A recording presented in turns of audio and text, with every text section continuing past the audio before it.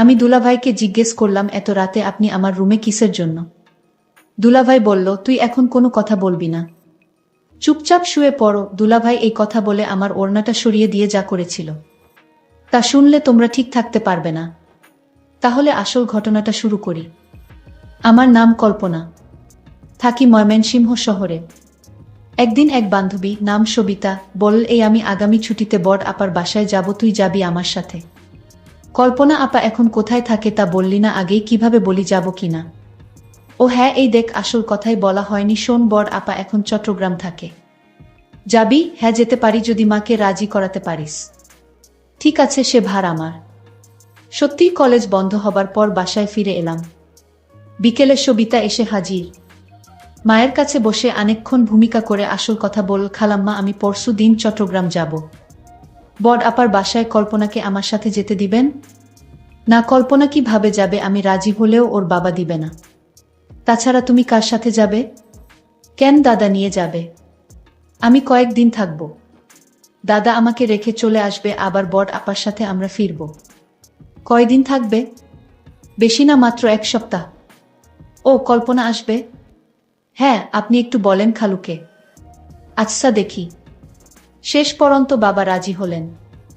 চট্টগ্রামে কল্পনা আপার বাসায় এসে পৌঁছে দেখি এলাহি কারবার, তার শ্বশুর শাশুড়ি সহ আরও প্রায় 5-6 জন মেহমান এসেছে গতকাল। খাওয়া দাওয়ার পর এখন চিন্তা শোয়া হবে কোথায়। আপা পাশের বাসায় গেল, সে বাসায় ভদ্রলোক একা আছে, তার ফ্যামিলি গেছে ঢাকায়। হ্যাঁ, আপা পজিটিভ খবর নিয়ে এসেছে, এই পাশের বাসায় থাকব। আমি আর সবিতা। আমাদের নিয়ে এসে পরিচয় করিয়ে দিয়ে গেলেন আপা। এই যে ভাই, আমার বোন সবিতাকে তো চেনেন, আর এ হল ওর বান্ধবী কল্পনা। আরে সবিতা, কেমন আছ? কখন আসলে? হ্যাঁ দুলা ভাই, ভালো আছি, আপনি কেমন আছেন? ভালো ভালো, তোমার মতো শালী যাদের, তারা কি আর খারাপ থাকতে পারে? দুলাভাই খালি বেশি কথা বলেন। না না, বেশি আর কি বললাম। তা খেয়ে এসেছো নাকি? রান্না করব? না খেয়ে এসেছি। তবে শোন, সকালে কিন্তু নাস্তা বানিয়ে নিজেরা খাবে। আমাকে খাওয়াবে, তারপর যাবে, এবং যে কয়দিন থাকবে এই হিসাবই চালু থাকবে, বুঝেছ? আচ্ছা ভাবি, আপনি যান, ওদিকে ব্যবস্থা করেন। গিয়ে আমি দেখছি, এখানে ওরা এই রুমেই থাকবে। আমি দেখিয়ে দিচ্ছি, আছো তোমরা আমার সাথে। পাশের রুমে নিয়ে গেলেন, বিছানা দেখিয়ে বললেন, সবিতা তুমি তো চেন সব, তাহলে শুয়ে পড়, অনেক লম্বা জার্নি করে এসেছ। আমি সিরিয়ালটা দেখে শোব। না, আমরাও দেখব। দেখবে? তাহলে আসো, দেখো। টিভি দেখাছিলাম আর বিভিন্ন গল্প করছি। বলেই ফেললাম, বাহ দুলাভাই, আপনি এত সুন্দর করে কথা বলেন। সবিতা আগে আপনার কথা কিছু বলেনি নাকি? আর কথা বলা, এই তো এমনি, আর কি। আচ্ছা তোমরা চা খাবে? লম্বা জার্নি করেছ, ভালো লাগবে। কে বানাবে? আপনি বানাবেন? মাথা খারাপ? দুইটা শালি ঘরে থাকতে কোনো বোকা চা বানিয়ে খায় বল? সবিতা বলল, না দুলাভাই, আমি বানিয়ে আনছি, আপনি বসেন। আমি সবিতায়ের সাথে রান্নাঘরে গেলাম, চায়ের কাপ এনে দুলাভাইয়ের হাতে দিলাম, উনি খুব খুশি হলেন। কি ব্যাপার তোমাদেরটা? না, এখন চা খেলে ঘুম হবে না, আপনার জন্যেই বানালাম। দেখি কান, তোমরা খাবে না জানলে আমিও বাদ দিতাম। চা শেষ হবার সাথে সাথে সিরিয়ালও শেষ। দুলাভাই এখন শোয়া যায়? হ্যাঁ চল, মশারিটা টানিয়ে নাও, রাতে ভয় পেলে আমাকে ডাকবে। আচ্ছা দুলাভাই। সবিতায়ের মশারি টানানো হলে আমি ভিতরে ঢুকে জিজ্ঞেস করলাম, এই দুলাভাইয়ের কি বাচ্চা আছে? হ্যাঁ, এক মেয়ে। কেন, আফসোস হচ্ছে? চুপ করবি না, আপাকে ডাকবো। শুয়ে শুয়ে ভাবছিলাম, দুলাভাই বেশ আলাপি লোক, চেনা নেই জানা নেই, এইটুক সময়ের মধ্যে কেমন আপন করে নিয়েছে। দেখতে সুন্দর অনেক। এ বাসার আপাটা কি লাকি, যদিও তাকে দেখি নাই, তবুও মনে হল একটু হিংসা হচ্ছে। এমন পুরুষ মানুষ কয়জন নারীর ভাগ্যে জোটে, অথচ আপা যখন নিয়ে আসছিল ভাবছিলাম কোথায় না কোথায় নিয়ে যাচ্ছে। ইরে কল্পনা, ঘুমাচ্ছিস না? না রে, ঘুম আসছে না, কি করব? ও বুঝেছি, দুলাভাইয়ের কথা ভাবছিস। ধুর, কি যে বলিস না তুই। বারে খারাপ বললাম কিসে শুনি, তোর যেমন পছন্দ। দুলাভাই একেবারে হুবহু তাই, যদি তার বউয়ের না থাকতো তাহলে আমি প্রস্তাব দিতাম। আচ্ছা রাত কত হয়েছে দেখেছিস, এখন ঘুমাবার চেষ্টা কর। পরের রাতে আবার এলাম, দেখি দুলাভাই টিভি দেখছে, সাইড টেবিলে চায়ের খালি কাপ। কি দুলাভাই, কি দেখছেন? আরে আসো আসো, বসো, বল কি খেদমত করতে পারি? না, আপনাকে খেদমত করতে হবে না, আপনার জন্য কি করব তাই বলেন। যা দরকার তা তোমরা পারবে না। কেন পারবো না? বলেই দেখেন পারি কিনা। চা বানাবো? তোমরা খাবে না? তাহলে থাক। থাকবে কেন, এখনই আনছি। দেখ, যদি পারো ভালোই হয়। সেই সন্ধ্যা থেকে ভীষণ মাথা ধরেছে। টিভিতে আমার প্রিয় একটা সিরিয়াল চলছিল, কিন্তু সবিতায়ের ঘুম পাচ্ছিল বলে ও ঘুমাতে চলে গেল। আমি কি করি ভেবে রয়ে গেলাম, দেখেই যাই। চা খেয়ে দুলাভাই বললেন, একটু কড়া করেছ বলে চাটা ভালো হয়েছে, দেখি যদি মাথাটা ছাড়ে। একই দুলাভাই, আপনার চোখ এমন লাল হয়ে আছে, কপালের পাশে রগ ফুলে গেছে কেন? ওই যে বলছি না, মাথা ব্যথা, এটা আমাকে খুব কষ্ট দেয়। মালিশ করে দিব? না থাক, তুমি বেড়াতে এসেছো, আবার কি মনে করবে? কি যে বলেন দুলাভাই, কি মনে করব? আপনার কষ্ট হচ্ছে তো। আর তাছাড়া মাথা ব্যথা কমাতে মালিশের কোনো বিকল্প নেই। দুলাভাই, আমি মালিশ করে দেই আপনার কপালটা, তাহলে ব্যথা কমে যাবে। না, তুমি পারবে না। এই জন্যে আমার স্ত্রী আমাকে ছেড়ে সাধারণত কোথাও যায় না। এই যন্ত্রণাটা খুব খারাপ। আমি এতক্ষণ শুয়ে পড়তাম, তোমাদের জন্যে বসে রয়েছি। আচ্ছা, সবই ঠিক আছে, এখন আপনি কোনো কথা না বলে চলেন, বিছানায় শুয়ে পড়েন। আমি আপনার মালিশ করে দেই। আমি ভালো মালিশ করতে পারি। মায়ের মাথায় ব্যথা আছে তো, তাই সবসময় মালিশ করতে হয়। কিন্তু সবিতা দেখলে কি বলবে? আরে, অসুখ হলে সবাই মানুষকে সেবা করতে পারে। এই নিয়ে আপনার ভাবতে হবে না দুলাভাই। আরে ধুর, সবিতা ঘুমিয়ে পড়েছ, আপনি জানেন না ওর ঘুম মরার মত। আর জানলেই বা কি আসে যায়, অসুস্থ মানুষের সেবা করতে হবে না? ও তাহলে চল। দুলাভাই উঠে তার শোবার ঘরে গেল। আমি সবিতাকে এক নজর দেখে দুলাভাইয়ের পিছনে গেলাম। আপনারা বিশ্বাস করেন, আমার অন্য কোনো উদ্দেশ্য ছিল না। লাইট জ্বালাতে চেষ্টা করলো, কিন্তু লাইট কিছুতেই জ্বলল না। একই টিউবটা আবার গেল। ধ্যাত, এই জন্যে আমার টিউব লাইট একেবারে পছন্দ না। শেষ পর্যন্ত ডিম লাইট জ্বালাতে হলো। দুলাভাইকে আমি তার মাথায় মালিশ করে দিচ্ছিলাম। দুলাভাই বলল, তুমি তো দেখি একেবারে ডাক্তারের মতো মালিশ করতে পারো। কি যে বলেনে দুলাভাই, আমার মায়ের মাথায় প্রতিদিন মালিশ করি তো, তাই অভ্যাস হয়ে গেছে। দুলাভাই বলল, তাই তো বলি, এত ভালো করে মালিশ করা কোথায় থেকে শিখলা? দুলাভাই, আপনারে একটা কথা বলি, আপনি যদি বিয়ে না করতেন তাহলে আমি আপনাকে বিয়ে করে নিতাম। আপনাকে বিয়ের প্রস্তাব দিতাম। আমি তাকে জিজ্ঞেস করলাম, কেন? দুনিয়ায় এত মানুষ থাকতে আমার প্রতি নজর পড়ল কেন গো? দুলাভাই, আপনার মতো মানুষ আমি কোনোদিন দেখিনি।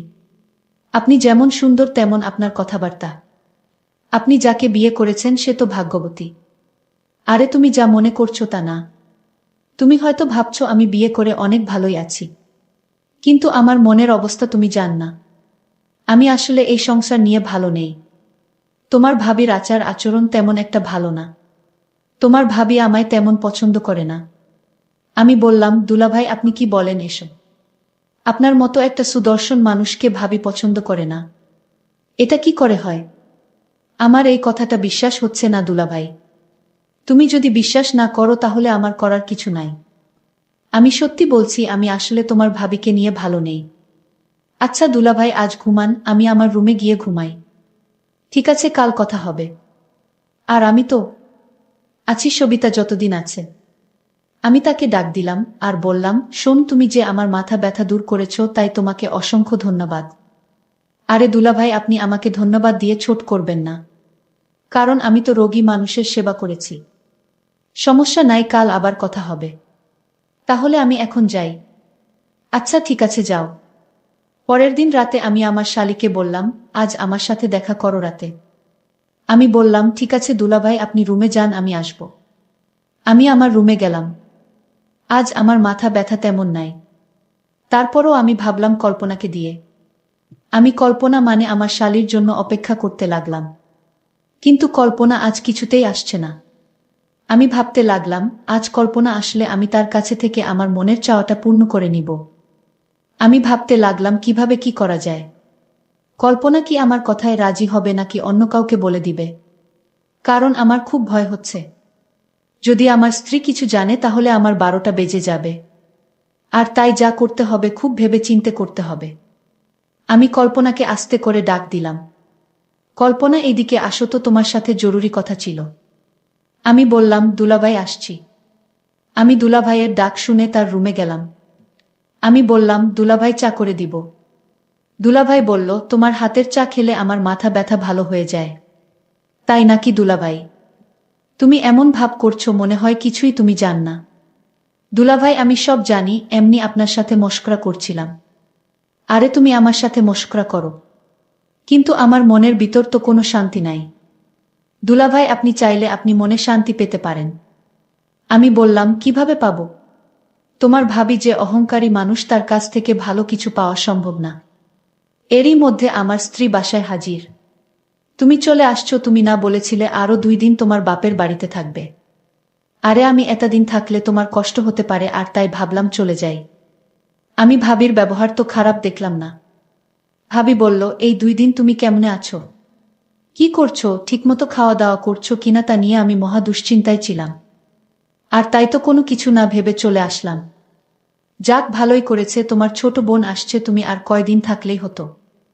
তারপর ভাবি বলল, যাও তুমি স্নান করে আসো, আমি তোমার জন্য খাবার রেডি করছি। তারপর দুলাভাই স্নান করে আসলো, ভাবি নিজ হাতে দুলাভাইকে ভাত খাওয়াইয়া দিচ্ছিল। আমি এই দৃশ্য দেখে ভাবলাম, ভাবি তো দুলাভাইকে ভালোই যত্ন করে। তাহলে দুলাভাই কি আমার সাথে মিথ্যা কথা বলেছে নাকি?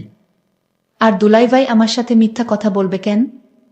এখন আমি বুঝতে পারলাম দুলাভাই আমায় মিথ্যা বলে আমার কাছ থেকে কিছু আদায় করতে চাইছিল।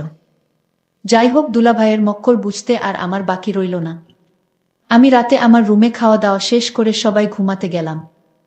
তারপর রাত যখন গভীর হলো, তখন আমার রুমের দরজায় কারো নক পেলাম। তারপর আমি ভাবলাম এত রাতে কে দরজায় নক দিল।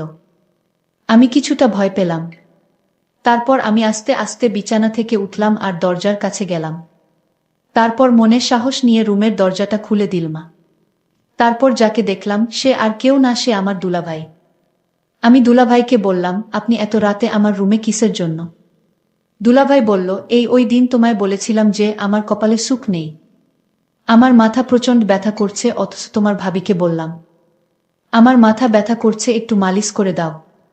সে রাগ দেখিয়ে বলল, আমি পারবো না, মাথা ব্যথা করলে ট্যাবলেট খাও।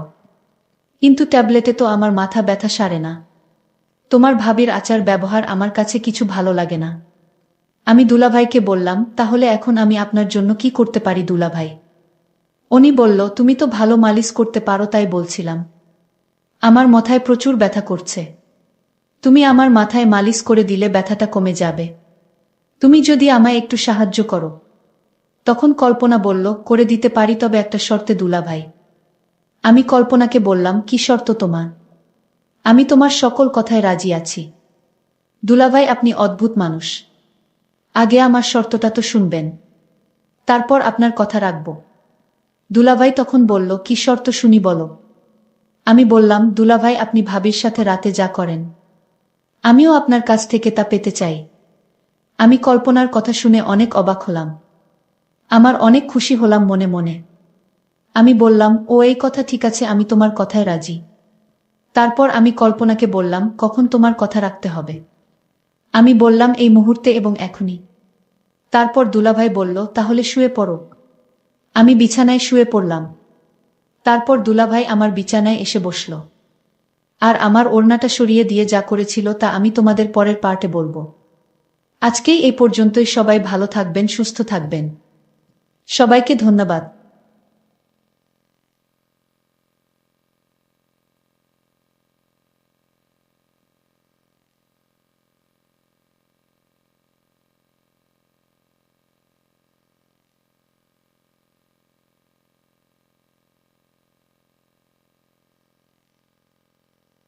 আমার কাজের মেয়েটি আমাকে প্রতিদিন বলতো, ডাক্তার মেম সাহেব নাইট শিফট করবেন না, আপনার ভাগের শাস্তি আমাকেও পেতে হয়। আমি তার কথা বুঝতে পারিনি। একদিন আমি অসুস্থ ছিলাম, তাই অন্য কাউকে দায়িত্ব দিয়ে হঠাৎ তাড়াতাড়ি বাড়িতে চলে এলাম। আমার রুম থেকে চিৎকারের আওয়াজ আসছিল। রুমের দরজা খুলে সামনের দৃশ্য দেখে আমি চমকে উঠলাম, কারণ রুমে কাজের মেয়েটির সাথে আমার স্বামী। এবার আসল ঘটনাটি বলি। কিছুদিন থেকে দেখছি যে কাজের মেয়েটি বারবার আমার কাছে আসতো এবং কিছু না বলে ফিরে যেত, সে হয়তো আমাকে কিছু বলতে চায়। 4-5 দিন এমন করতে দেখে একদিন আমি তাকে জিজ্ঞেস করলাম, কলি সবকিছু ঠিক আছে তো, তুমি কি আমাকে কিছু বলতে চাও? আমি ভেবেছিলাম যে তারা হয়তো টাকার প্রয়োজন, কারণ গরিব মানুষের তো এটাই সমস্যা, সব সময় তাদের টাকার প্রয়োজন হয়। তাই আমি তাকে জিজ্ঞাসা করলাম তার টাকার দরকার কিনা। তখন কলি বলতে লাগল, না মেম সাহেব, আমার টাকার দরকার নেই, আমি বরং আপনার সাথে অন্য কিছু নিয়ে কথা বলতে চেয়েছিলাম। আমি তার মুখে দুশ্চিন্তার রেখা স্পষ্ট দেখতে পাচ্ছিলাম। আমি তাকে বললাম, কলি তাড়াতাড়ি বলো, আমার ডিউটিতে যেতে দেরি হয়ে যাচ্ছে। কলি বলতে লাগল, আমি শুধু আপনাকে বলতে চাই আপনি নাইট ডিউটি করবেন না। আমি হতবাক আর একটু রাগের সাথে ওর দিকে তাকালাম আর জিজ্ঞেস করলাম, নাইট ডিউটি না করার মানে কি? আমাকে এমন উপদেশ দেবার জন্য আমাকে রাগান্বিত দেখে ও আর কিছু না বলে দ্রুত সেখান থেকে চলে গেল। আমি ভাবলাম হয়তো আমি চলে যাওয়ার কারণে ওকে বেশি কাজ করতে হয়, সেজন্যও আমাকে এসব বলছে। যাই হোক, অনেকদিন ধরে ওর আচরণে পরিবর্তন দেখতে পাচ্ছি, তাই ভাবলাম যে আমার ওর উপর নজর রাখা উচিত এবং ওর মনে কি চলছে তা জানা দরকার। যাই হোক, আমি ডিউটিতে চলে গেলাম। যদিও আগে আমি শুধু দিনের ডিউটি করতাম, তবে গত 2 বছর ধরে আমি নাইট ডিউটি করছি এবং এতে আমার কোনো সমস্যা হয়নি। এখন বাচ্চারা বড় হয়ে গেছে এবং বাড়িতে কাজের মেয়ে কলি আছে। ওকে পুরো সময়ের জন্য রাখা হয়েছিল যাতে ও দিনরাত আমাদের বাড়িতে থাকে। সন্ধ্যায় তো আমার স্বামীও বাড়ি থেকে চলে যেত, তাই আমার কোনো চিন্তা ছিল না। কিন্তু গত কয়েকদিন ধরে কলিকে নিয়ে আমার মনে অদ্ভুত ভাবনা শুরু হয়েছে। সে হয়তো আমার আড়ালে খারাপ কিছু করছে। প্রায় আমার সহকর্মী মহিলাদের থেকে শুনতাম যে এমনই এক মহিলা তার বাড়ির কাজের মেয়ের হাতে ছেড়ে দেয় এবং তার স্বামী কাজের মেয়ের সাথে খারাপ আচরণ শুরু করে এবং তাকে লুকিয়ে বিয়ে করে। এই খবর শোনার পর থেকে আমি শান্তি পাচ্ছিলাম না।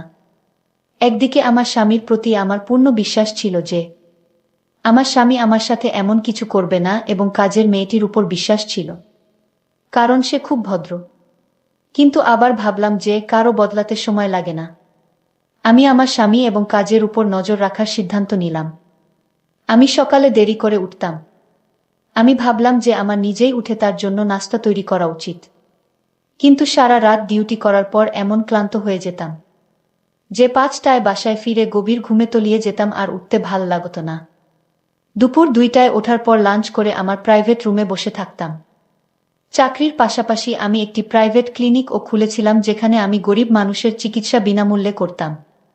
ক্লিনিক থেকে আসার পর সন্ধ্যায় চা খেয়ে হাসপাতালে যেতাম। মাঝে মাঝে আমার স্বামী আমাকে অভিযোগ করে বলতো, কোহিনূর, তুমি তোমার জীবনকে এতটা ব্যস্ত করে ফেলেছ যে আমাদের জন্য তোমাদের সময় নেই।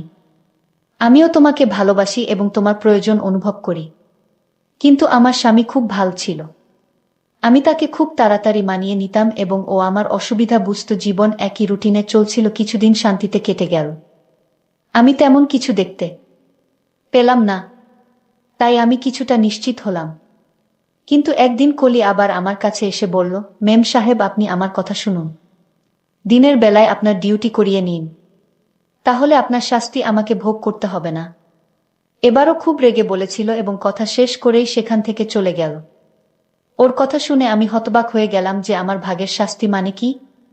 ও আমার স্বামীর সাথে আমার ভাগের সময় কাটাচ্ছে না তো? এই ভেবে আমার পায়ের নিচ থেকে মাটি সরে গেল। আমার স্বামীর উপর আবার যে বিশ্বাস ছিল সেটা নয় বলে মনে হতে লাগলো। কিন্তু তারপর ভাবলাম, না, এটা সম্ভব না, ও নিশ্চয় এমনই এই কথা বলছে। কিন্তু তারপরেও আমি জানতে চাই যে আমার দিনে ডিউটি করার জন্য না করে রাতে ডিউটির জন্য এত জোর করার পিছনে উদ্দেশ্য কি? আমি একজন ডাক্তার এবং আমি সারা জীবন সততার সাথে কাজ করেছি এবং কখনো কারো কাছ থেকে কোনো অনুগ্রহ নেয়নি। হাসপাতালের ম্যানেজার আমাকে যে ডিউটি দিয়েছে তা আমি সানন্দে গ্রহণ করেছি এবং পূর্ণ নিষ্ঠার সাথে তা পালন করেছি। এখন আমি নাইট শিফটের কথা বলে রেখেছিলাম, বলেছিলাম যে আমি নাইট ডিউটি করব। এতে আমার কোনো সমস্যা নেই। এখন আমি হঠাৎ করে ছেড়ে যেতে পারবো না, তাহলে আমার নাম খারাপ হয়ে যাবে। এত বছর ধরে আমি কঠোর পরিশ্রম করেছি এবং কখনো কথার খেলাপ করিনি। পুরো স্টাফদের আমার উপর অনেক আস্থা ছিল, কিন্তু এভাবে আমি আমার সংসারটা নষ্ট করতে চাই না। তাই ভাবলাম কিছু করা দরকার। কলি গত 1 বছর ধরে আমার বাড়িতে কাজ করছে। এতদিনে না ওর বিরুদ্ধে আমার বিরুদ্ধে ওর কোনো অভিযোগ ছিল না। একজন বিধবা যার 2-3টি সন্তান আছে এবং ও তাদের ভরণপোষণের জন্য আমার বাড়িতে কাজ করত।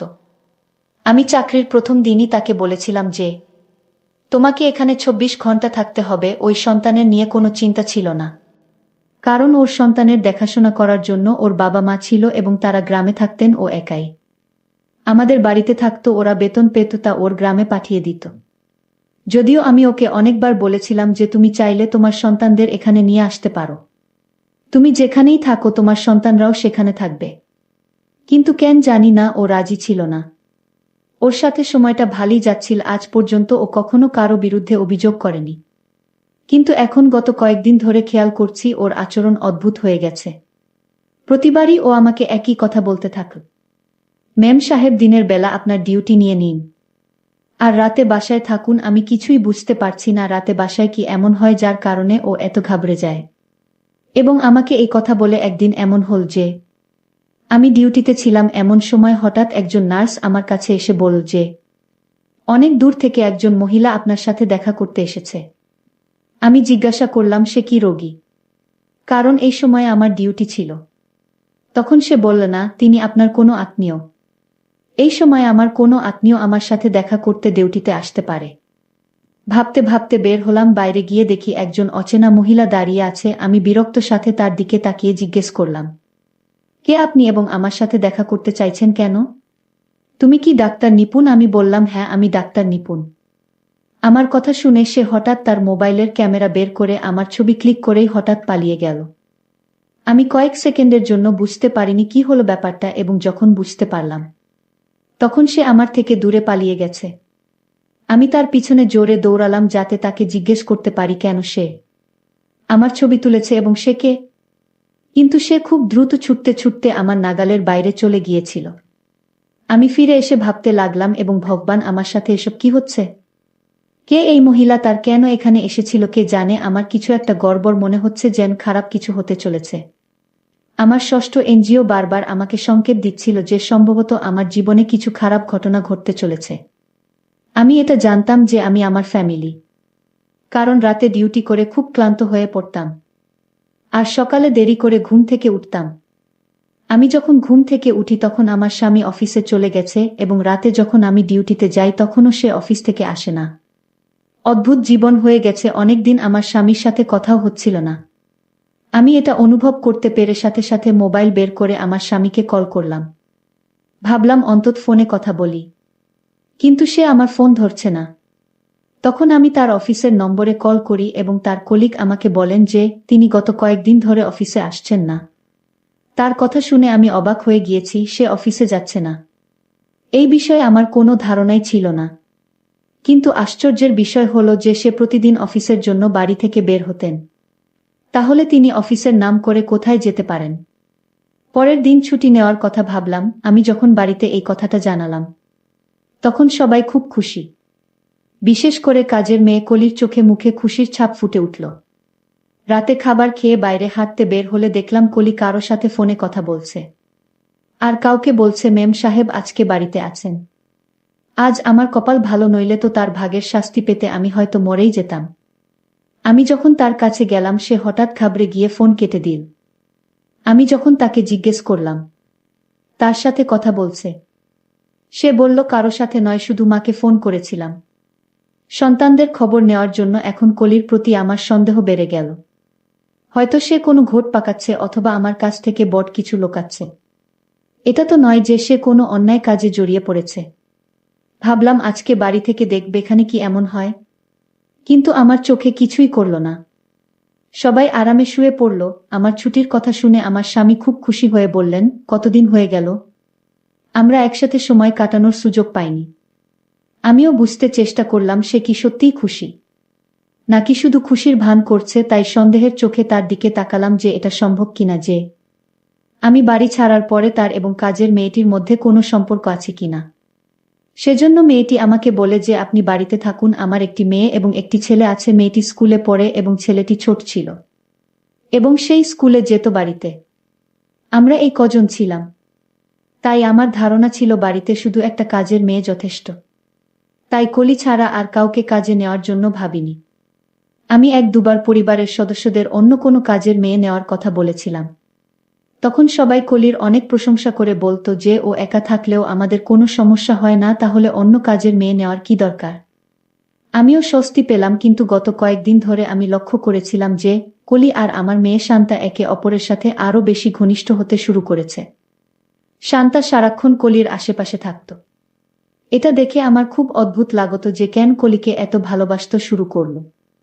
আমি এটাও দেখছিলাম যে শান্তা আকিবের কাছাকাছি যাওয়ার চেষ্টা করত, কলিকে কাছে পাওয়ার চেষ্টা করত। কিন্তু কলি তার কাছ থেকে পালিয়ে বেড়াতো। সেদিন আমি সারাদিন এবং সারারাত বাড়িতে থেকে দেখেছি, এমনকি হাসপাতালেও যায়নি এবং ক্লিনিকেও বসেনি। শান্তাকে কলির কাছে যাওয়ার চেষ্টা ছাড়া কিছুই অস্বাভাবিক মনে হয়নি। কিন্তু আমি এই বিষয়টিকে উপেক্ষা করেছি, কারণ আমি বাড়িতে থাকি না, শুধু কলি বাড়িতে থাকি, তাই সে হয়তো কলির সাথে মিলে মিশে থাকে। কিন্তু সে রকম কিছুই ছিল না। আমি এখন ভিতরে ভিতরে রেগে গেলাম যে কলির এই নাটক কবে শেষ হবে কে জানে। আমি আমার রুটিন অনুযায়ী পরের দিন আবার নাইট ডিউটি শুরু করলাম। দুদিন পরে আমি খুব ভোরে উঠলাম, কারণ সন্ধ্যায় আমার এক বান্ধবীর বিয়েতে যেতে হবে। তাই আমি তার জন্য একটি উপহার নেওয়ার কথা ভেবে বাজারে গেলাম। সেখানে আমাকে এক জায়গায় দাঁড়াতে হয়েছিল, কারণ সামনে দৃশ্যটি আমাকে অবাক করেছিল। কারণ আমার স্বামী হাসপাতালের ভিতরে যাচ্ছিল। কেন ওকে হাসপাতালে যেতে হবে? ও একেবারে ঠিক আছে, ওর কোনো সমস্যা নেই। আমিও তাকে অনুসরণ করে হাসপাতালে গেলাম। দেখলাম সে রুমের ভেতরে চলে গেল। আমি জানালায় উকি দিয়ে দেখলাম সে মহিলাকে টাকা দিচ্ছিল। তাকে আমি চিনতে পারিনি, কারণ তার পিঠ আমার দিকে ছিল। মহিলাকে টাকা দিয়ে আমার স্বামী দ্রুত বেরিয়ে গেল। এরপর মহিলাটি কাউকে ডাকল এবং কিছুক্ষণ পর যে মহিলাটি এল তাকে দেখে আমি চোখের পলক ফেলতে ভুলে গিয়েছি। সেই মহিলাটি আর কেউ নয়, আমার কাজের মেয়ে কলি। মহিলাটি কলিকে কিছু টাকা দিল। কলি তাকে ধন্যবাদ জানিয়ে সেখান থেকে চলে গেল। আমি বুঝতে পারছি না এসব কি হচ্ছে। আমার স্বামী প্রথমে এক অজানা মহিলাকে টাকা দিল, তারপর সেই অজানা মহিলাটি আমার স্বামীর দেওয়া টাকা থেকে কিছু টাকা কলিকে দিল। অবশেষে মহিলাটি যখন আমার দিকে মুখ ঘোরালো, আমি স্তব্ধ হয়ে গেলাম। আমি কিভাবে সেই মহিলাকে বলতে পারি এতদিন পার হওয়ার পরেও তার মুখটি আমার মনের মধ্যে আঁকা হয়েছিল? এই সেই একই মহিলা যে সেদিন আমার ছবি তুলে পালিয়ে গিয়েছিল। আমার স্বামীর সাথে এর কি সম্পর্ক? আমি ভাবলাম তাকে গিয়ে জিজ্ঞেস করব, কিন্তু এরপরে আর একজন লোক এসে সেই মহিলার সাথে হাত মিলিয়ে দুজন সেখান থেকে চলে গেল। এসব দেখে এখন আমি নিশ্চিত হলাম যে আমার বিরুদ্ধে কোনো গভীর ষড়যন্ত্র করা হচ্ছে এবং এতে আমার স্বামীর সাথে আমার কাজের মেয়ে কলিও জড়িত। আমি সিদ্ধান্ত নিলাম যে আজ আমি দুজনকে হাতে নাতে ধরব। রাতে যখন আমি নাইট ডিউটিতে যাচ্ছিলাম তখন আমার স্বামীও বাসায় এসে আমাকে বলল, চলো আমিও তোমার সাথে যাব, কিছু জরুরি কাজে শহরের বাইরে যেতে হবে। আমি চিন্তায় পড়ে গেলাম যে ও যদি বাড়ির বাইরে থাকে তাহলে কিভাবে ওদের হাতে নাতে ধরব। হাসপাতালে গিয়ে ভাবতে ভাবতে আমার মাথা ব্যথা শুরু হলো। মাথায় প্রচণ্ড ব্যথা শুরু হল। 5 জন ডাক্তার রাউন্ডে এসে আমার অবস্থা দেখে বললেন, আমার মনে হয় না তুমি রাতের ডিউটি করতে পারবে, তোমার বাড়িতে ফিরে যাওয়া উচিত। আমার এমন প্রচণ্ড মাথা ব্যথা ছিল যে আমারও মনে হয়েছিল যে আমি এখানে আর থাকতে পারবো না, নইলে আমার শরীর খারাপ হবে। আমি আমার জায়গায় অন্য একজন ডাক্তারকে ডিউটি দিয়ে এবং বাড়িতে না জানিয়ে চলে এলাম। রাতে হঠাৎ করে কখনো বাসায় ফিরিনি। দরজা বন্ধ ছিল। ভাবলাম ওদের ঘুম থেকে উঠানোর চেয়ে চাবি দিয়ে দরজা খুললেই ভালো হবে। ভিতরে ঢুকতেই বুঝলাম আমার স্বামী হয়তো এখনো বাড়ি ফেরেননি, কারণ তার গাড়ি ছিল না। আমি আমার রুমের দিকে যেতে শুরু করেছিলাম। এমন সময় হঠাৎ চিৎকারের আওয়াজ পেলাম। উপর থেকে শব্দ আসছে, দৌড়াতে লাগলাম। আমি যখন উপরে গেলাম তখনও আমার ছোট মেয়ের ঘর থেকে চিৎকারের আওয়াজ আসছে। আমি এগিয়ে গিয়ে সাথে সাথে দরজা খুললাম। সামনের দৃশ্যটা দেখে আমার নিজেরই চিৎকার বেরিয়ে গেল, কারণ এটা সেই দৃশ্য যা আমার আত্মাকে নাড়া দিয়ে দেয়। আমি দেখলাম আমার মেয়ে বাজেভাবে কলিকে মারছে আর কলি গলা চিরে চিৎকার করছে। এগিয়ে গিয়ে ওকে সরিয়ে দিলাম। আমাকে দেখেও বিরক্ত হয়ে গেল আমার মেয়ে। এদিকে আমাকে দেখে কলি তাড়াতাড়ি আমার পিছনে লুকিয়ে বলল, এই জন্যই তো আপনাকে নাইট ডিউটি না করতে বললাম, কারণ আপনি চলে যাবার পর আমার সাথে এটাই ঘটে। আপনার মেয়ে আমাকে প্রতিরাতে আমাকে মারধর করে, এবং এটা আজ থেকে নয়, অনেক দিন ধরে এমন। আর আপনার মেয়ের যন্ত্রণা আমার সহ্য করতে হচ্ছে। আপনি যখন রাতে ডিউটিতে চলে যান তখন আপনার মেয়ে আমাকে প্রতিরাতে গলা ধরে আমাকে মারতে শুরু করে। আমি কাজের মেয়ের কথা শুনে অনেক চিন্তায় পড়ে গেলাম। তাহলে আমার মেয়ের কি হয়েছে যে আমার স্বামী এবং তোমাকে মারধর করে? তারপর আমার মেয়েকে একজন মানসিক ডাক্তারের কাছে নিয়ে গেলাম। মানসিক ডাক্তার বলল, আপনার মেয়ের কিছু হয়নি, আপনার মেয়ে বাবা মায়ের ভালোবাসা পায়নি, আর তাই আপনার মেয়ের এমন অবস্থা। আপনি থাকেন রাতে ডিউটিতে আর আপনার স্বামী থাকে দিনে ডিউটিতে, আর তাই আপনার মেয়ে আপনাদের ভালোবাসা থেকে বঞ্চিত হয়। সে একাকিত্ব হয়ে যায়, আর এই জন্যই আপনার মেয়ে মানসিকভাবে ভেঙে পড়ে। এখন থেকে আপনারা ওকে সময় দিন, তাহলে সব ঠিক হয়ে যাবে। বন্ধুরা, আজকের গল্পটি কেমন লাগলো তা অবশ্যই কমেন্ট করে জানাবেন। আর আপনার কোন ধরনের গল্প শুনতে ভালোবাসেন তা কমেন্ট করে জানাতে ভুলবেন না। এরকম নতুন নতুন গল্প পেতে আমার চ্যানেলটিকে সাবস্ক্রাইব করে পাশে থাকবেন। ধন্যবাদ।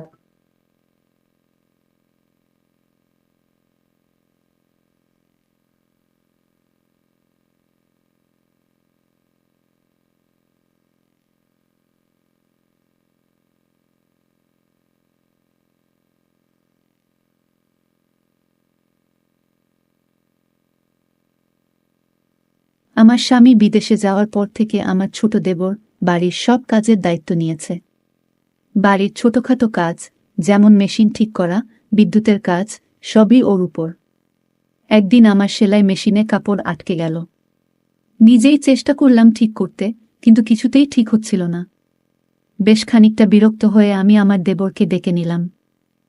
সে এসে মেশিনটা দেখল, বলল, ভাবি, আপনার মেশিনে তো মরচে পড়েছে, পুরোটা খুলে আবার ঠিক করতে হবে। আমি প্রযুক্তির ব্যাপারে বিশেষ কিছু জানি না, তাই বললাম, যা করার তাড়াতাড়ি করো।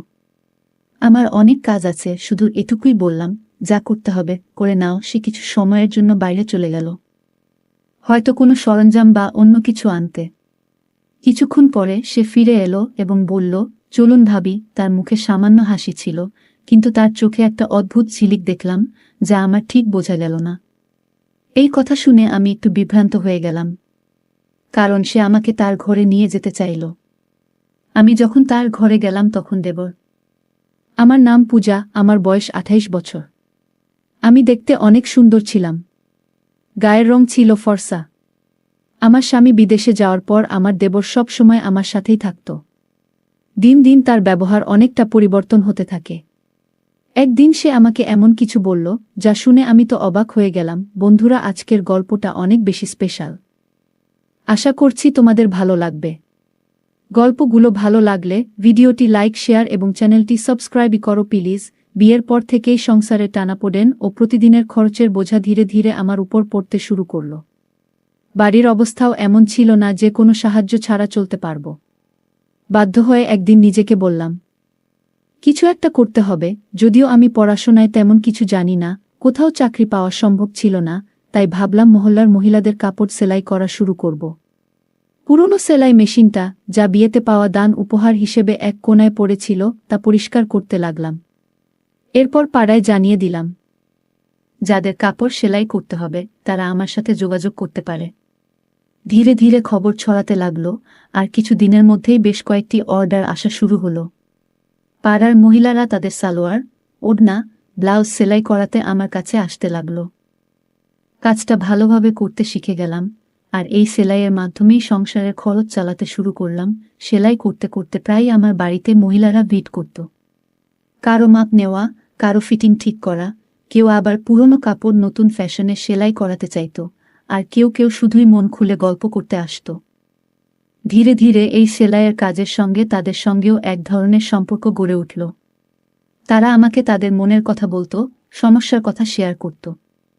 এতে আমিও এক ধরনের সান্ত্বনা পেতাম, একটা উদ্দেশ্য খুঁজে পেলাম দিনভর ব্যস্ত থাকার, নিজের কষ্ট ভুলে থাকার। সেলাইয়ের কাজ বাড়তে লাগল। এক মহিলা কাপড় দিতে আসলে আরেকজন নিতে চলে আসত। আমার নিজের সন্তান ছিল না, তাই এই কাজের জন্য বাড়িটা সবসময় মহিলাদের হাসিতে ভরে থাকত। ওদের হাসিঠাট্টা আর গল্পে আমার বাড়িতে যেন নতুন করে জীবনের প্রাণচাঞ্চল্য ফিরে এলো। কাজের সাথে সামান্য আয়ও হচ্ছিল, যা আমার জন্য এক প্রকার স্বস্তি নিয়ে এলো। কিছু মাসের মধ্যেই আমার সেলাইয়ের দক্ষতার কথা আশেপাশের এলাকাতেও ছড়িয়ে পড়ল। এবার দূরের মহল্লা থেকেও মহিলারা তাদের কাপড় সেলাই করাতে আসতে লাগল। কাজের চাপ এতটাই বেড়ে গেল যে একা সামলানো মুশকিল হয়ে পড়ল। প্রতিদিন ঘন্টার পর ঘন্টা মেশিনের সামনে বসে কাজ করতে করতে কাঁধ ব্যথা করতে শুরু করল। এমনকি আঙুলগুলোতেও ব্যথায় ফুলে যেত। শেষে পাড়ার কয়েকজন মেয়েকে সাহায্যের জন্য ডেকে নিলাম, যারা সেলাই শিখতে আগ্রহী বা কিছু আয় করতে চায়। আমি বললাম তারা যেন নিজেদের সেলাই মেশিন নিয়ে এসে আমার সাথে কাজ করে। এর বিনিময়ে তারা সেলাই শিখবে এবং সামান্য পারিশ্রমিকও পাবে। কেউ কেউ সেলাই মেশিন প্রথমবার ধরেছিল। ধৈর্য ধরে তাদের কাপড় ঠিক করে বসানো, সুতো লাগানো এবং সোজা সেলাইয়ের কৌশল শেখাতাম। তাদের আশায় আমার কাজ অনেক হালকা হয়ে গেল। এখন বাড়িটা আরও প্রাণবন্ত লাগত। ওরা হাসত, গল্প করত, আর মাঝে মাঝে আমার সাহায্যে নতুন কিছু ডিজাইন শিখত। তাদের সাথে আত্মীয়তার মতো একটা সম্পর্ক গড়ে উঠেছিল। আমি তাদের সেলাই মেশিন চালানো শেখাচ্ছিলাম, আর ধীরে ধীরে কাজও দিতে শুরু করলাম। তবে নতুন বলে প্রায় ভুল করত, কখনো মেশিনে কাপড় আটকে যেত, কখনো সুতোর গিঁট ছিঁড়ে যেত বা আঙুল ফুটত। প্রতিদিনই মেশিনের সমস্যা হতো, আর ঠিক করাতে আমার অনেকটা সময় চলে যেত। একদিন তাদের মধ্যে এক মেয়ের মেশিন আবার নষ্ট হয়ে গেল। কাপড় মেশিনে আটকে গেল। আমি নিজে থেকে চেষ্টা করলাম ওর মেশিনটা ঠিক করতে, কিন্তু সফল হলাম না। বাধ্য হয়ে আমি তাকে বললাম, আজ তুমি মেশিনটা ঠিক করিয়ে নিয়ে এসো, আজ আর কাজ করতে হবে না। মেয়েটি চলে যেতে প্রস্তুত হচ্ছিল। তখনই আমার দেবর বাড়িতে দুপুরের খাবারের জন্য এলো।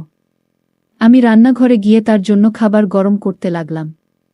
জানালা দিয়ে তাকিয়ে দেখি আমার দেবর সেই মেয়েটির সঙ্গে কিছু কথা বলছে। আমার দেবর মেয়েটিকে জিজ্ঞাসা করল, তুমি এত তাড়াতাড়ি ছুটি নিয়ে বাড়ি যাচ্ছ কেন? মেয়েটি বলল, আমার সেলাই মেশিনে কাপড় আটকে গিয়েছে, তাই মেশিন নষ্ট হয়ে গেছে। ভাবি নিজেই ছুটি দিয়েছেন। কাল বাইরে থেকে ঠিক করিয়ে তারপরই কাজে আসব। মেয়েটির কথা শুনে আমার দেবর বলল, আরে বাইরে গিয়ে ঠিক করানোর কি দরকার, যখন বাড়িতেই লোক আছে। দেবরের কথা শুনে মেয়েটি থেমে গেল। সে বলল, তুমি যদি মেশিনটা ঠিক করে দাও তাহলে খুবই উপকার হবে। না হলে আমাকে বাবাকে বলেই বড় বাজারে পাঠাতে হবে, আর বাবাকে সাইকেলে মেশিন নিয়ে যেতে অনেক কষ্ট হবে। মেয়েটির কথা শুনে আমার দেবর মেশিনটা পরীক্ষা করতে লাগল। বলল, তোমার মেশিনে তো মরচে ধরে গেছে, এটা পুরোপুরি আটকে গেছে, ভালোভাবে খুলে ঠিক করতে হবে। মেয়েটি অবাক হয়ে বলল, তাহলে তুমি ঠিক করতে পারবে না? দেবর হেসে বলল, না না, আমি এই কাজ ভালোই জানি। মেয়েটি খুশি হয়ে পাশে বসে পড়ল এবং বলল, আমার একটা সেলাইয়ের কাজ করতে হবে, তাড়াতাড়ি করে দাও প্লিজ। দেবর তখন বলল, মেশিনটা আমার ঘরে নিয়ে এসো, আমি ওখানেই ঠিক করব। মেয়েটি একটু দ্বিধায় পড়ে গেল। তখন দেবর বলল, আমার সব সরঞ্জাম ঘরেই আছে, তাই মেশিন ঠিকঠাক করার জন্য ওখানে নিয়ে যেতে হবে। দেবর বলল, আমি ঘরেই ঠিক করে দিচ্ছি। মেয়েটি মেশিন নিয়ে তার ঘরে গেল। আমি খাবার গরম করে বাইরে রাখলাম, কিন্তু অনেকক্ষণ কেটে গেলেও দেবর এবং সেই মেয়েটি ঘর থেকে বের হচ্ছিল না। দুজনেই তরুণ, তাই চিন্তায় পড়ে গেলাম। কিছুক্ষণ অপেক্ষা করলাম, কারণ দেবর এর উপর সন্দেহ করতে চায়নি। তবু দীর্ঘ সময় পর ধৈর্য হারিয়ে অবশেষে দেবর এর ঘরের দিকে যাওয়ার সিদ্ধান্ত নিলাম। ঠিক তখনই মেয়েটি সেলাই মেশিন নিয়ে বাইরে বেরিয়ে এসে বলল, ভাবি, মেশিন ঠিক হয়ে গেছে। ওর কথা শুনে আমারও স্বস্তি হল এবং আমরা নিজেদের কাজে ফিরে গেলাম। কিন্তু আমি মনে মনে ভাবছিলাম দেবর এতক্ষণ ঘরে কি করছিল। কিছুক্ষণ পরে দেবরও ঘর থেকে বেরিয়ে এসে বিছানায় বসে খাবার খেতে লাগল। পাশের বাড়ির বিয়ের জন্য প্রচুর কাপড় সেলাইয়ের অর্ডার পেয়েছিলাম, আর সময় খুব কম ছিল বলে কিছুটা দুশ্চিন্তায় ছিলাম। কিন্তু দেবর দ্রুত মেজেটির মেশিন ঠিক করে দেওয়ায় কাজ সহজ হয়ে গেল। খাওয়া শেষ করে দেবর মজা করে বলল, যার মেশিন নষ্ট হবে আমি আছি। আমি হেসে উঠলাম। এই সেলাই কাজ থেকে এখন বেশ ভালো আয় হচ্ছিল, তাই মনও বেশ ভালো ছিল। বিয়ের 9 বছর কেটে গেছে, আর স্বামী বিয়ের কিছুদিন পরই বিদেশে কাজের জন্য চলে গিয়েছিল। প্রায় 3 বছর ধরে সে দুবাইতে আছে। 6 মাস বা বছরে একবার ফিরত, ছুটি পেলেই স্বামী বাড়িতে আসত, সপ্তাহখানেক থেকে আবার দুবাই ফিরে যেত। বাড়িতে শ্বশুর শাশুড়ি আর এক দেবর ছিল। শ্বশুর শাশুড়ি ছিলেন বয়স্ক এবং প্রায় অসুস্থ থাকতেন, দিনের বেশিরভাগ সময় নিজেদের ঘরেই থাকতেন। দেবর খুবই ভালো ছেলে ছিল, বয়স মাত্র 20 হলেও সে নিজেই একটি দোকান খুলেছিল, যেখানে মেশিন মেরামতের কাজ করত। আমি ওকে বলতাম, তুমি এখনো ছোট, পড়াশোনা করাটাই দরকার, কিন্তু সে বলতো, ভাবি, সংসার তো চলাতে হবে, কতদিন আর সব দায়িত্ব ভাইজের উপর ফেলে রাখা যাবে? ভাই বিদেশে আছে, বাড়িটাও ভাড়ার, মা বাবা অসুস্থ, তাই আমাকে কাজ করতেই হবে। সাধারণত দেবর দিনের বেশিরভাগ সময় দোকানেই থাকত, তবে মাঝে মধ্যে বাড়িতেও আসত, আর আমি নিশ্চিন্তে থাকতাম। দেবর বাড়িতে এলেই এখানে ওখানে ছোটখাটো কাজগুলো করে দিত। আমার সাথে বসে অনেক গল্প করত। মেয়েরা যেসব মেশিন নিয়ে আসত তা প্রায়ই নষ্ট হয়ে যেত, আর আমি দেবরকে বললেই সে দ্রুত ঠিক করে দিত। একদিন আমি সেলাই করছিলাম, আবারও সেই মেয়েটির মেশিন নষ্ট হয়ে গেল। এতে আমার রাগ উঠে গেল। বললাম, তুমি এত বড় হলে, কতদিন ধরে তোমার সেলাই শেখাচ্ছি, অথচ এখনো কিছুই শিখতে পারনি। আমার রাগ দেখে মেয়েটি কেঁদে ফেলল। আমি ওকে বললাম, তোমার মেশিন নিয়ে যাও এবং বাড়ি যাও। কিন্তু ঠিক সেই সময় আমার দেবর বাড়িতে এলো আর মেয়েটিকে কাঁদতে দেখে বলল, ভাবি, ও কাঁদছে কেন? দেবর আশেপাশের সব মেয়েদের চিনত, তাই ওদের ব্যাপারে খোঁজ খবর নিত। আমি বিরক্ত হয়ে বললাম, এই মেয়েটি আমাকে খুবই বিরক্ত করছে। মনে হচ্ছে ওকে কাজ থেকে বাদ দিয়ে দিই। ইচ্ছে করেই মেশিন নষ্ট করে ফেলে। আমার কথা শুনে দেবর হেসে ফেলল। আমি রাগের মধ্যে ছিলাম, তাই ওকে একটু বকাও দিলাম। দেবর বলল, ভাবি, এর কোনো দোষ নেই। আজকালকার মেশিনগুলোই এমন, সহজে খারাপ হয়ে যায়। পুরনো দিনের মেশিন কিনলে তার অনেক বছর পর্যন্ত কোনো সমস্যা হতো না।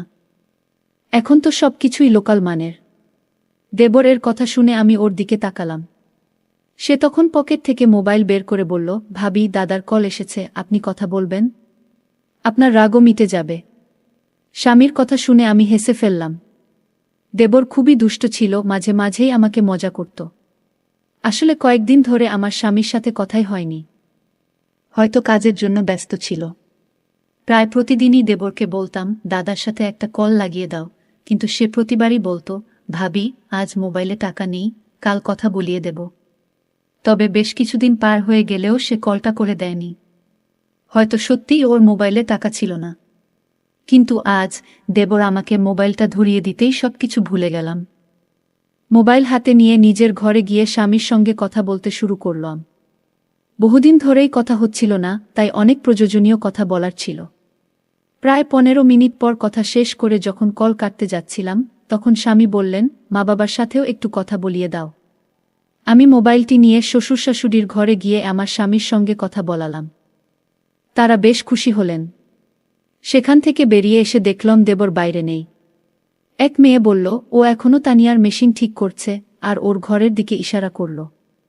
আমি কিছুটা অবাক হলাম, কারণ এতক্ষণ ধরে ওরা ঘরের ভেতরেই ছিল। ঠিক তখন মনে পড়ল, আমি এখনও দেবর এর জন্য খাবার গরম করিনি। নিজের মাথায় হাত ঠেকালাম। স্বামীর সঙ্গে কথা বলার ফাঁকে দেবর এর খাবার দেওয়ার কথাই ভুলে গিয়েছিলাম। দেবর যখন বাইরে এলো, তখন আমি বললাম, তুমি বসো, আমি তোমার জন্য খাবার গরম করে আনি। কিন্তু দেবর বলল, না ভাবি, আমার পেট ভরে গেছে, আজ খাবো না। হেসে সে বাইরে চলে গেল, আর আমি একটু অবাক হয়ে মেশিনের পাশে বসে ভাবতে লাগলাম, আসলে ও কোথায় গিয়ে পেট ভরালো। সেদিন আমি কাজের মাঝে হঠাৎ এক পাশে দেখলাম আমার তানিয়া কিছু মেয়ের সাথে ধীরে ধীরে কথা বলছে। তার মুখে এক ধরনের আনন্দ ঝলকাচ্ছিল, যেন সে আনন্দে মেতে আছে। তার মুখে এক অদ্ভুত লালচে আভা ফুটে উঠেছিল, যা দেখে আমার মধ্যে হালকা অভিমান তৈরি হলো। আমি এগিয়ে গিয়ে প্রশ্ন করলাম, তানিয়া, তোমার মেশিন ঠিক হয়ে গেছে? সে তাড়াতাড়ি মাথা নাড়ল। আমি তাকে বললাম, তাহলে এবার কাজটা ঠিকঠাক করো। আমার কথা শুনে সবাই নিজেদের কাজে মন দিল। কাজ করতে করতে আমি আমার স্বামীর কথা ভাবতে লাগলাম। বহুদিন ধরে আমি চাইছিলাম সে যেন কিছুদিন বাড়িতে থাকে।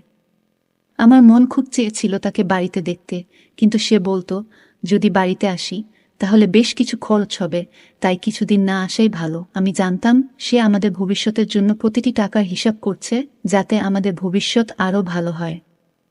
কিন্তু তবু তার দূরত্ব আমাকে কষ্ট দিচ্ছিল।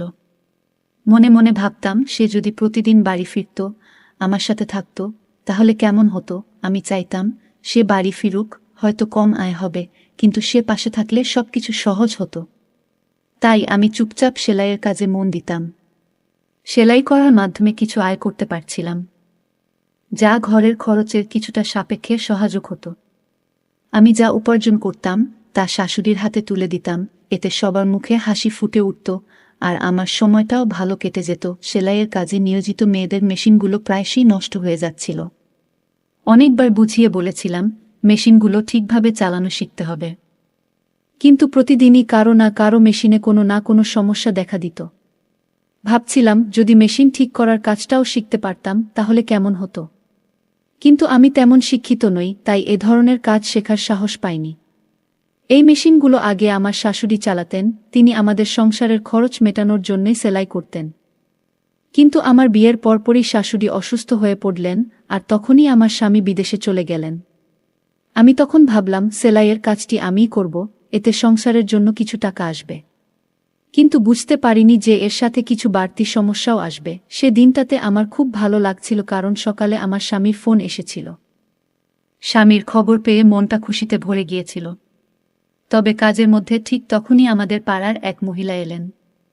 তিনি বললেন, আমার মেয়ের বিয়ে, আমি চাই তুমি বিয়ের জন্য প্রয়োজনীয় সব পোশাক সেলাই করে দাও। আমার হাতে তখন তেমন কাজ ছিল না, তাই তার কথা শুনে বেশ আনন্দ পেলাম। হাসিমুখে তাকে বললাম, আমার বেশ কয়েকজন মেয়ে আছে কাজ শেখার জন্য, আমরা একসঙ্গে কাজ করে সময় মতো সব পোশাক তৈরি করে দেব। তিনি আমাকে অনেক আশীর্বাদ দিয়ে চলে গেলেন, আর তার যাবার পর আমি সেলাই শেখার মেয়েদের সঙ্গে বসে কাজ ভাগাভাগি করলাম। সেদিন কাজের চাপ ছিল অনেক, আর সময় ছিল খুব কম। তাই আমি মেয়েদের বললাম, সবাই নিজের মেশিন ঠিকভাবে চালাবে। যদি কাজের মাঝে কারো মেশিন নষ্ট হয়, তবে তাকে এই কাজ থেকে বাদ দিতে হবে। আমার কথা শুনে এক মেয়ে মৃদু হেসে বলল, ভাবি, আজ আপনার ছোট দেবর আসবে না, আমরা তার মাধ্যমে আমাদের মেশিনগুলো ঠিক করিয়ে নেব। মেয়েটির মুখে চাপা হাসি ছিল, যার অর্থ আমি তখন পুরোপুরি বুঝতে পারিনি। আমি তখন কাপড়গুলো যাচাই করছিলাম, তাই বললাম, হ্যাঁ ঠিক আছে, দ্রুত মেশিনগুলো ঠিক করে নাও। এই কথায় সবাই যেন খুশি হয়ে উঠল। দুপুরে ছোট দেবর এলে মেয়েরা তার চারপাশে ঘিরে ধরল। সে বলল, আমি কি সব মেশিন ঠিক করার দায়িত্ব নিয়েছি? যাও, অন্য কারো কাছে নিয়ে যাও। তবু হাসতে হাসতে সে তাদের সাহায্য করতে লাগল। আমি এই দৃশ্য দেখে মৃদু হেসে ফেললাম, আর মেয়েরা একটু মন খারাপ করল। তারপর মেয়েরা মজার ছলে বলল, আমরা তো তোমার জন্যও কিছু করতে চাই, আমরা তো বিনিময়ে কিছু দিতে চাই। হাসতে হাসতে আমার ছোট দেবর বলল, আচ্ছা, তাহলে কিছু দিতেই হবে। তখন এক মেয়ে বলে উঠল, যেদিন তোমার বিয়ে হবে, আমরা তোমার বউয়ের জন্য সেরা পোশাকটি সেলাই করে দেব। তার কথা শুনে আমার দেবর হেসে বলল, তোমরা সবাই বেশ চালাক, প্রতিদিন কারো না কারো মেশিন ঠিক করি, আর শেষমেশ বিয়ের দিনে শুধু একটা পোশাক সেলাইয়ের প্রতিশ্রুতি। দেবর এর কথা শুনে আমি হেসে উঠলাম। সে বলল, তোমাদের সেলাই এখনো পুরোপুরি নিখুঁত নয়, তাই মাফ করো, আমার ভাবি আমার হবু স্ত্রীর জন্য পোশাক বানাবে। কথাটি বলে সে আমার দিকে তাকালো। আমি হেসে মেয়েদের বললাম, আমার ছোট দেবর এখনো খুব ছোট। তখন এক মেয়ে অবাক হয়ে বলল, ভাবি, কিন্তু ও তো দেখতে বেশ লম্বা। আমার দেবর মজার ছলে আমার দিকে তাকিয়েছিল, যেন আমার জবাব শোনার জন্যই অপেক্ষা করছিল। আমি জানতাম সে আসলে বয়সে বেশ তরুণ, পরিবারের দায়িত্ব নেয়ার জন্য সে প্রস্তুত নয়। আর্থিক পরিস্থিতিও তেমন ভালো নয়। আমার স্বামীও বিয়ের পর আমাদের ভবিষ্যৎ গড়ার জন্য দূরে চলে গিয়েছিল। আমিও চেয়েছিলাম না যে ভবিষ্যতে আমার দেবরের স্ত্রীও একই দূরত্বের কষ্টে থাকুক। তাই আমি বললাম, লম্বা হয়েছে বলে বিয়ে করতে হবে এমন কোনো কথা নেই। বিয়ের জন্য আরও অনেক প্রস্তুতির প্রয়োজন। ওর বিয়ে হতে এখনো কয়েক বছর বাকি। আমার কথা শুনে দেবর হেসে উঠল। এরপর আমি মেয়েদের দিকে ফিরে বললাম, চলো, এবার সবাই কাজে মন দাও। আমি দেবরের জন্য খাবার গরম করে নিয়ে আসি। এ কথা বলে আমি রান্নাঘরে গিয়ে তার জন্য খাবার গরম করতে লাগলাম। মেয়েরা নিজেদের কাজ নিয়ে আবার ব্যস্ত হয়ে গেল। আমি আমার দেওরের ঘরে যাচ্ছিলাম, কারণ জানি না কিভাবে, কিন্তু ও মেশিনগুলোতে এক ধরনের জাদু করত, আর সবকিছু ঠিকঠাক হয়ে যেত। সেদিনও সে মেয়েদের সেলাইয়ের মেশিনগুলো সারিয়ে দিয়ে নিজের কাজে চলে গেল। পরের দিন প্রচুর কাজ ছিল, তাই কাউকে কাজ থেকে সরতে দিলাম না। দেবরও সেদিন বাড়িতে আসেনি, আর কাজের চাপ এত বেশি ছিল যে আমিও ব্যস্ত ছিলাম। মনে মনে ভেবেছিলাম, কাজের ফাঁকে নিজের বাবা মার বাড়িতে কিছুদিন যাব। কতদিন যাব ভাবছি, কিন্তু হঠাৎ একটা বিপদ এলো। আমার মেশিনটি খারাপ হয়ে গেল, আর কাপড়ের বিশাল স্তূপ পড়ে রইল। আমি চাইছিলাম না যে এত দামি কাপড় মেয়েদের দিয়ে সেলাই করাই, কারণ তাদের কাজের মধ্যে এখনো সূক্ষ্মতা আসেনি। সকালে মেশিনটি একদম কাজ করছিল না। মেয়েরা আমার চিন্তিত মুখ দেখে বলল, ভাবি, আপনি চিন্তা করবেন না, আপনার দেবর আছে, সে তো আপনার মেশিন ঠিক করেই দেবে। এই কথা শুনে মেয়েরা নিজেদের মধ্যে ফিসফিস করে কথা বলতে লাগলো, যা আমি ঠিক বুঝে উঠতে পারলাম না। কয়েকদিন ধরে লক্ষ্য করছিলাম, দেবর সারা দিন বাইরে থাকত, কিন্তু দুপুরে খাবার খেতে এলেই মেয়েরা যেন কোনো বাহানায় তার আশেপাশে ঘুরঘুর করত। সবার কাজ ছেড়ে যেন তার উপস্থিতিতে একটু আনন্দ খুঁজে পেত। এমন সময় আমি নিজেই উঠে দাঁড়ালাম কাজ দ্রুত শেষ করার জন্য। সেদিন কাজের চাপ এত বেশি ছিল যে মেয়েদের আচরণে খুব একটা খেয়াল করতে পারিনি। কিন্তু যখন থেকে আমার দেবর মেয়েদের মেশিনগুলো ঠিক করে দিতে শুরু করল, তখন থেকে তারা প্রায় প্রতিদিন কাজ শেষে কিছু না কিছু খাবার নিয়ে আসতে লাগল। শুরুতে ভাবতাম ওরা হয়তো আমার জন্যই এসব নিয়ে আসে, কিন্তু পরে বুঝতে পারলাম এসব খাবার আসলে আমার দেবর এর জন্যই আনা হচ্ছিল। বিষয়টা বুঝতে পেরে আমি ওদের একটু বকাও দিলাম। বললাম, আমার মেশিন খারাপ হয়েছে, অথচ তোমরা সবাই বসে আছো কেন?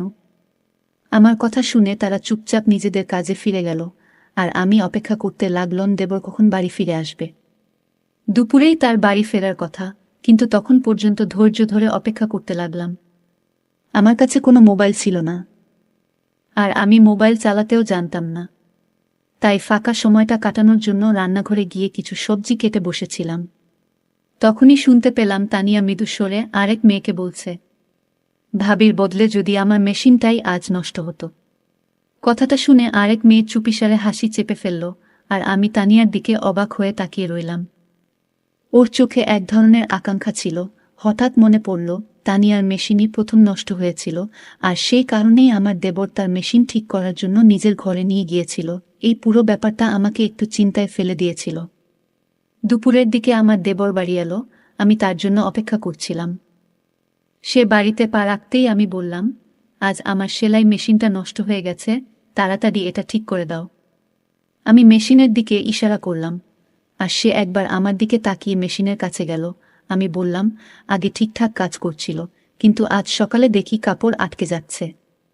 দেবর মেশিনটা চালিয়ে দেখে বলল, ভাবি, আপনার মেশিনে তো মরচে ধরেছে, পুরোটা খুলে আবার ঠিক করতে হবে। আমি প্রযুক্তির ব্যাপারে বিশেষ কিছু জানি না, তাই বললাম, যা করার তাড়াতাড়ি করো। আমার হাতে অনেক কাজ জমে আছে, দেরি হলে আর সেই পাড়ার মহিলা কাজ নিয়ে আসবেন না।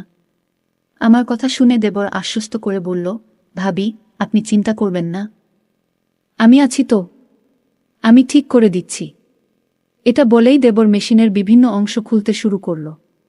কিছুক্ষণ পর সে বলল, ভাবি, এভাবে ঠিক হবে না, মেশিনটা আমার ঘরে নিয়ে যেতে হবে। তার কথা শুনে আমি একটু অবাক হলাম। জিজ্ঞেস করলাম, ভেতরে এমন কি আছে যা এখানে নেই? আমার প্রশ্নে সে কিছুটা অপ্রস্তুত হয়ে বলল, ভাবি, আমার সমস্ত টুলস ভেতরেই রাখা, তাই মেশিন সেখানে নিয়ে যাওয়া ছাড়া আর কোনো উপায় নেই। তখন আমি বললাম, আমি তোমার সমস্ত টুলস বাইরে নিয়ে আসি। কিন্তু সে বলল, ভাবি, সেগুলো খুব ভারী, আপনি একা তুলতে পারবেন না। মেশিন ঠিক করাতে চাইলে ঘরেই নিয়ে যেতে হবে। তার কথা শুনে আমি কিছুটা অস্বস্তি অনুভব করলাম, কারণ আজই আমার মেশিনটি ঠিক করানো দরকার ছিল। তারপর কোনো উপায় না দেখে মেশিনটি তার ঘরে নিয়ে যাওয়ার জন্য রাজি হলাম। অবশেষে দেবর এর কথা মতো আমি মেশিন নিয়ে তার ঘরে গেলাম, কিন্তু সেখানে সে এমন একটি কথা বলল, যা শুনে আমি অবাক হয়ে বাইরে বেরিয়ে এলাম। তার কথাগুলো কিছুতেই মেনে নিতে পারছিলাম না, কারণ আমি তার ভাবি। দেবর তখন দোকানে চলে গেল, আর আমি সোজা শ্বশুর শাশুড়ির ঘরে গেলাম এবং তাদের পুরো ঘটনাটি বললাম। শাশুড়ি বললেন, ছোট ছেলে না বুঝে হয়তো এভাবে বলেছে, আমরা তাকে বুঝিয়ে দেব। কিন্তু আমি বললাম, আপনারা যাকে ছোট বলছেন সে এখন প্রাপ্তবয়স্ক, এরকম কিছু ঘটার আগেই ওর জন্য কোনো ভালো মেয়ে দেখে বিয়ে ঠিক করে ফেলা উচিত। শাশুড়ি চিন্তিত হয়ে বললেন, কিন্তু মেয়ে কোথায় পাব? আমি হাসি চাপিয়ে বললাম, এই নিয়ে ভাববেন না, আপনার ছোট ছেলে ইতিমধ্যেই নিজের পছন্দের মেয়েটিকে ঠিক করে ফেলেছে। আমি শাশুড়িকে তানিয়ার কথা জানালাম। শাশুড়ি ও শ্বশুর অবাক হয়ে তাকালেন। পরের দিন তারা দেবরের সঙ্গে কথা বললেন, এবং যখন তানিয়ার প্রসঙ্গ তুললেন, দেবর যেন সেই কথার জন্যই অপেক্ষায় ছিল। সে হাসি মুখে আমার দিকে তাকিয়ে জানিয়ে দিল যে সে রাজি। কিছুদিন পর আমি নিজেই তানিয়ার বাড়িতে গিয়ে তাদের সঙ্গে এ বিষয়ে কথা বললাম। তাদেরও আপত্তি ছিল না। কয়েক মাসের মধ্যেই আমার দেওরের বিয়ে সম্পন্ন হয়ে গেল। এই ঘটনায় বুঝেছিলাম, ছেলেরা যখন নিজেরা সিদ্ধান্ত নেয়া, তখন তাদের পথ দেখানোই ভালো। ছেলে বা মেয়ে যখন প্রাপ্তবয়স্ক হয়ে যায়, তখন তাদের বিয়েতে দেরি না করাই ভালো, না হলে নানা সমস্যা দেখা দিতে পারে। তানিয়া যখন আমাদের বাড়িতে বউ হয়ে এলো, তখন সে আমার সঙ্গে মিলে সেলাইয়ের কাজে হাত লাগাল। আমাদের বাড়ির আয়ও এতে দ্বিগুণ হল। গল্পের মূল চরিত্র পূজার জীবন নানা চ্যালেঞ্জে পূর্ণ। বিয়ের পর সংসারের আর্থিক অবস্থা খারাপ দেখে সে নিজে কিছু করার সিদ্ধান্ত নেয়া। এই গল্প আমাদের শেখায় যে আমাদের পরিস্থিতি উন্নতির জন্য সর্বদা পরিশ্রম করতে পিছিয়ে পড়া উচিত নয়। পূজা উচ্চশিক্ষা না থাকা সত্ত্বেও সেলাইয়ের মাধ্যমে সংসারের খরচ চালাতে শুরু করে, যা প্রমাণ করে যে সীমিত সম্পদেও পরিশ্রম আর ইচ্ছাশক্তি থাকলে নিজেকে প্রতিষ্ঠিত করা সম্ভব। পূজার জীবন নানা কঠিন পরিস্থিতির মধ্য দিয়ে গেছে। স্বামী বিদেশে কাজ করতে যাওয়ার পর সংসারের দায়িত্ব তার উপরই এসে পড়ে। তবু সে হার মানেনি এবং জীবনে একটি ইতিবাচক মনোভাব বজায় রেখেছিল। ধৈর্য এবং পরিস্থিতির সঙ্গে মানিয়ে চলার দক্ষতা খুবই গুরুত্বপূর্ণ, যা পূজা আমাদের শেখায়।